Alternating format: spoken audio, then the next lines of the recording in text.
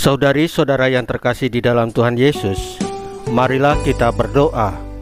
Doa yang diajarkan oleh Tuhan Yesus sendiri. Dalam nama Bapa dan Putra dan Roh Kudus. Amin. Bapa kami yang ada di sorga, dimuliakanlah namamu. Datanglah kerajaan-Mu, dan jadilah kehendak-Mu di atas bumi seperti di dalam sorga. Berilah kami rejeki pada hari ini, dan ampunilah kesalahan kami, seperti kami pun mengampuni yang bersalah kepada kami. Dan janganlah masukkan kami ke dalam pencobaan, tetapi bebaskanlah kami dari yang jahat.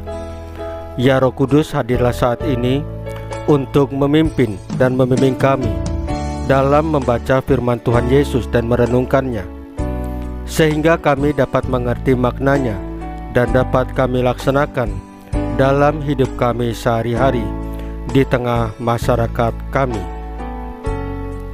Pembacaan Injil Matius bab 10 ayat 17 sampai dengan ayat 22. Berani. Pada waktu mengutus murid-muridnya, Yesus berkata, "Waspadalah terhadap semua orang, karena ada yang akan menyerahkan kamu kepada majelis agama, dan mereka akan menyesah kamu di rumah ibadatnya. Dan karena aku, kamu akan digiring ke muka penguasa-penguasa dan raja-raja sebagai suatu kesaksian bagi mereka dan bagi orang-orang yang tidak mengenal Allah. Apabila mereka menyerahkan kamu, janganlah kamu khawatir akan bagaimana dan akan apa yang harus kamu katakan, karena semuanya itu akan dikaruniakan kepadamu pada saat itu juga. Karena bukan kamu yang berkata-kata, melainkan Roh Bapamu. Dia yang akan berkata-kata di dalam kamu. Orang akan menyerahkan saudaranya untuk dibunuh. Demikian juga seorang ayah akan anaknya, dan anak-anak akan memberontak terhadap orang tuanya dan akan membunuh mereka.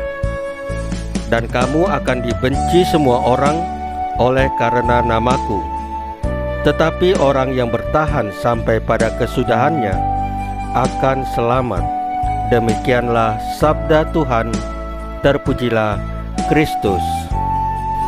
Saudari-saudara yang terkasih di dalam Tuhan Yesus, orang mengira bahwa kemartiran senantiasa dikaitkan dengan mati berdarah-darah, seperti kisah Stefanus.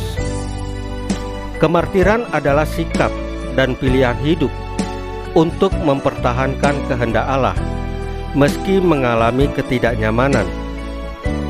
Tidak mudah menjadi orang benar dalam situasi penuh dengan manipulasi, penuh dengan hoax. Menjadi jujur di tengah sistem yang korup dan cari kepentingan diri, atau menjadi adil dalam situasi keserakahan dan ketamakan. Kemartiran adalah makna terindah sebagai murid Yesus untuk setia di dalam situasi demikian. Yesus meminta para murid untuk waspada terhadap aneka kekuatan yang bisa menghancurkan kesetiaan akan kebenaran. Menghayati semangat kemartiran yang ditekankan Yesus sangatlah jelas. Tubuh kita boleh binasa, tetapi jiwa tetap untuk Tuhan. Artinya, menjadi seorang murid Yesus adalah menjadi pribadi yang siap kehilangan hal-hal yang jasmani, ataupun tetap menjaga kemurnian hati dan persembahan diri kepada Allah. Kemartiran merupakan kesempatan untuk memurnikan kesetiaan kita kepada Allah. Hal ini perlu kita pahami, bahwa Allah tidak akan pernah menyingkirkan masalah. Namun Allah berjanji akan melengkapi hidup kita dengan kekuatan, dengan kemampuan, dan dengan perlindungan. Sikap yang perlu kita persembahkan kepada Tuhan adalah percaya, sebagaimana Yesus menekankan bahwa kita sangat berharga dibandingkan burung pipit. Kalau burung pipit saja dilindungi Allah akan hidupnya, apalagi kita manusia. Maka marilah kita membudayakan semangat kemartiran sebagai jalan kekudusan kita. Saudari-saudara yang terkasih di dalam Tuhan Yesus, marilah kita berdoa. Ya Bapa yang berbelas kasih, kami kerap kali takut untuk mengambil resiko dalam kebenaran, dalam keadilan, dan dalam cinta damai. Jauhkanlah rasa takut itu, dan biarlah kami memiliki semangat seperti Stefanus yang senantiasa mewartakan Kristus. Salam Maria, penuh rahmat, Tuhan sertamu. Terpujilah engkau di antara wanita, dan terpujilah buah tubuhmu Yesus.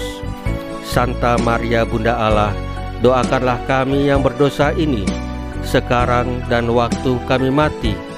Ya Tuhan Yesus, tambahkanlah iman kami hanya kepadamu saja, karena Engkau adalah Tuhan dan Juru Selamat kami satu-satunya, tidak ada yang lain. Dalam nama Bapa dan Putra dan Roh Kudus. Amin. Saudari-saudara yang terkasih di dalam Tuhan Yesus, bacaan firman dan renungan harian sudah selesai. Tuhan Yesus memberkati kita semua.